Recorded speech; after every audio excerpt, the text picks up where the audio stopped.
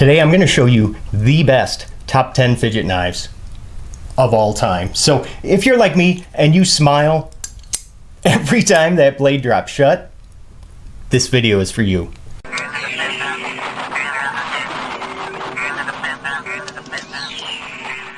Now I absolutely love fidget knives, and in order for one to make this list, okay, has to have two things. Incredible action, of course, but also multiple deployment options. And when I'm talking drop shut, I'm talking like drop shut like it's dead. None of this shake, shake, shake garbage.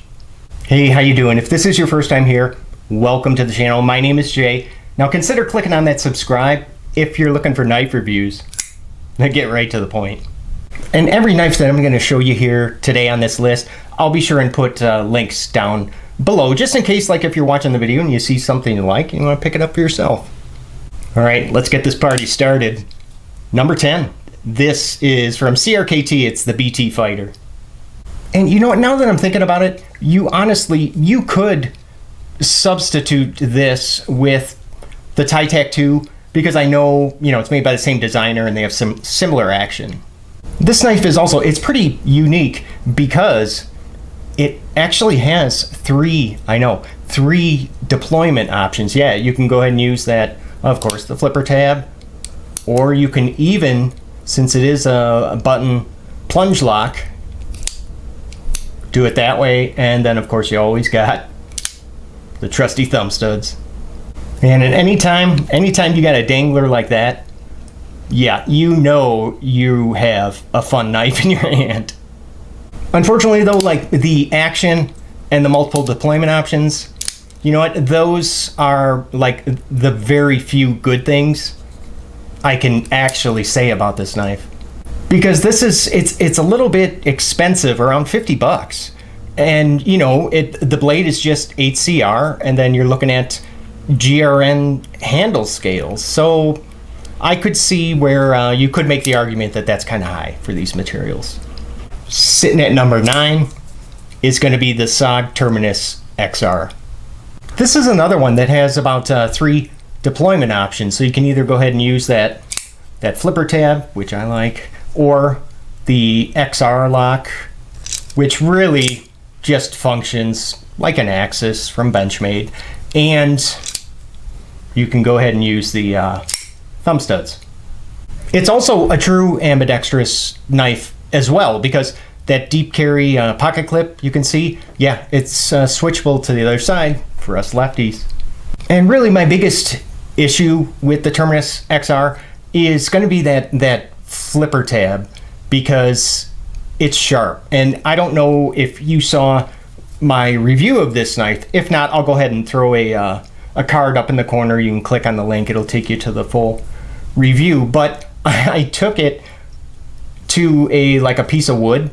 I was able to scrape the flipper tab on the wood, and I was able to get like shavings that way. So yeah, that's pretty darn sharp. Overall though, this version, which is the S35 VN blade, it really is like a good value at currently, like they're around $85. That's a great price. How about number 8? I went ahead and placed this is the Honey Badger. I have the medium one in D2. And check out this action though. And the fact that this is a liner lock, that's even more impressive. Now we only get just the standard 2 deployment options here with the flipper tab, of course, and then the thumb hole, which, yeah, it's super easy to Spidey flick open. What I really like, this is actually available in for most of the models, they're 3 different sizes and 2 different blade steels. I mean, could you imagine if other knife companies did that? And the only issue I have with these guys is that the D2 models don't have the forward finger choil like the ones with the HCR 13 MOV blades. That just drives me nuts. All right, let's keep this going. Number 7, I've got the Real Steel Griffin. I don't know, what do you think? Would you like this more if it had a flipper tab? on there because kind of, I don't know, that's kind of the way that I'm leaning, but it just has the 2 deployment options. So you see it's got the thumb hole that is actually, it's a lot easier for me to middle flick this open instead of like doing the standard, you know, thumb deployment, which I'll go ahead and talk about that in a second here. But the Griffin, it's a button lock, plunge lock, whatever you want to call it, but it has like these roller needle bearings on the inside at the pivot, which makes the action, well, yeah, dangly. It's incredible. A couple minor issues that I have with this. I mean, the first one being, you know, those scales, that's aluminum, and they are super slick. I mean, like, we're talking like Code 4 from Cold Steel kind of slick going on. And now I mentioned the thumb deploy, how that was tough for me, and that's because, well, for 2 reasons. Look at how close, okay, the thumb hole is to the scales, and they're pretty darn thick, those scales are. So I have a really tough time getting my thumb in there, even though they did go ahead and add like access ramps on both sides. But I mean, I still have a hard time doing it. The Spidey flick is way easier and actually way more fun with this. Oh man, I've been dying to get to this one. At number 6, I got the Ganzo Firebird. This is the FB 760. It also happens to be like the least expensive knife on this list. I think there's, what do they go for, like around $25 or so. Now it does have like two deployment options, and yes, that lock is one of them, which they call the G lock, but again, almost exactly the same as an Axis, and of course the thumb studs on both sides. All right, wait a minute, let's see. Oh yeah, we got a dangler. Now I'm about 90% sure that the 760, that it was the first like Ganzo knife to be outfitted with the ball bearing pivot.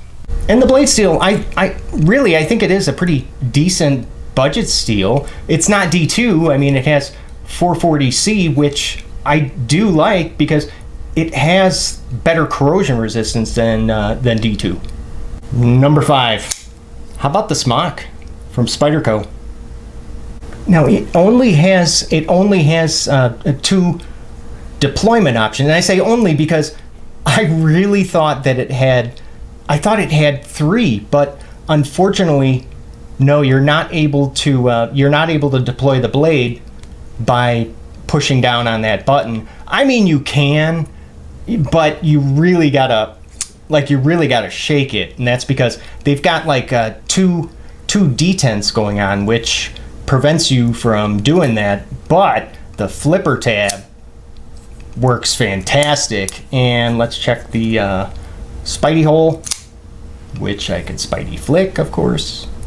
Unfortunately, though, some sacrifices had to be made for this design, for it to work. Like, look at that. I mean, you've got that like really short amount of like usable sharpened edge, in relation to the overall length of this knife.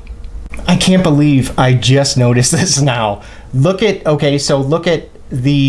brought the Griffin back in right next to the Smock, and look at it. They both have the exact same, like, oddly shaped cutout that I know some of you mistake it for a choil, which, if you're comfortable with doing that, sure, I guess you could use it that way, but it wasn't designed for that. I mean, it's just so the blade, when you close it, then it'll fit around like the button assembly.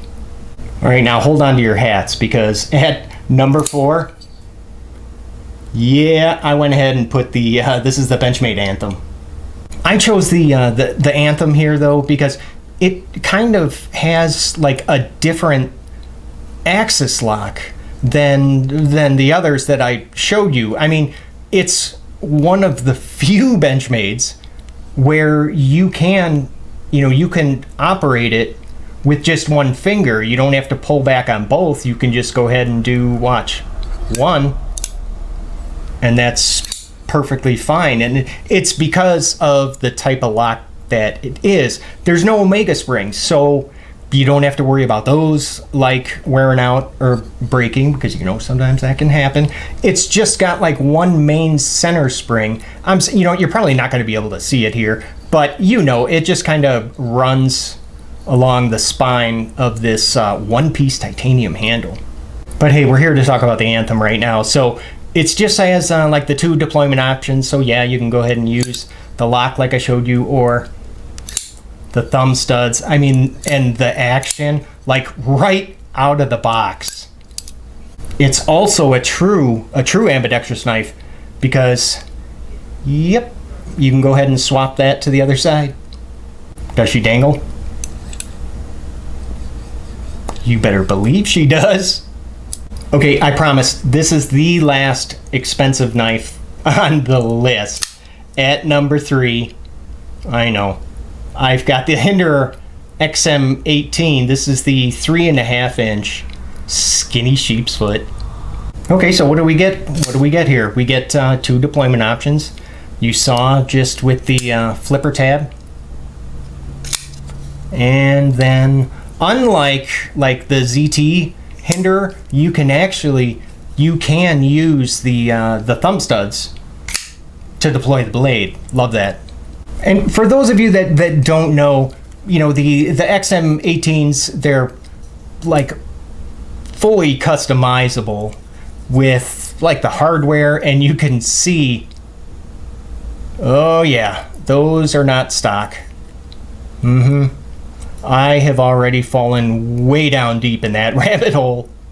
When it comes to the to the deployment, and this is a lot worse for lefties, but I know it affects everybody.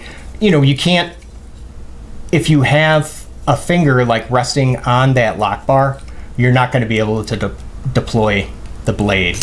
And yeah, so you just got to remember to keep it away. And that flipper tab, I'm sure you've heard by now, yeah, that is really, really pointy. And after fidgeting with this thing, like I do, that starts to hurt after a little while. All right, number 2, I put the very unique Buck Marksman. All right, so what's so special? Well, you get 3 deployment options. Yeah, you can go ahead and use flipper tab, or we do get a thumb hole that very spidey, flickable, and once, maybe with some practice, and you're as cool as me, and you can use the lock as a means of deployment. Whew. I can't believe actually I just did that. And yeah, here's another one. This is also a true ambidextrous knife, because you can switch that clip to the other side. A couple things that I don't like. The first one is going to be, do you notice like the jimping on both sides of that lock bar? I mean, it's not terrible, but if if you're going to be fidgeting with this thing for a while, it does start to, I don't know, makes your thumb just a little bit tender. And like I mentioned a couple minutes ago about the the learning curve with the SLS, or strong lock system, what it's called. I mean, I'm not talking about a big learning curve, but it'll probably take you just a few minutes to get the hang of it, but it's pretty easy. Honestly, I don't know if my number 1 choice of favorite fidget knife is gonna surprise you. Maybe it will, what the heck. Yeah, Spyderco Paramilitary 2. But hey, I realize, there are so many other knives that deserve to be on this list. But hey, that's where you come in. Go ahead and down in the comments section, what are some of your favorite Fidget knives. If you don't have 10 of them, hey, that's okay. Just go ahead and list as many as you can. All right, so hey, that's it. I hope you enjoyed yourself, and if you did, you liked the video, you got any value from it, would you do me a favor and just let me know? Leaving one of those. Don't forget to click on subscribe. Hey, thanks for watching, and I will see you at the next video. You guys take care. Hey, see you later.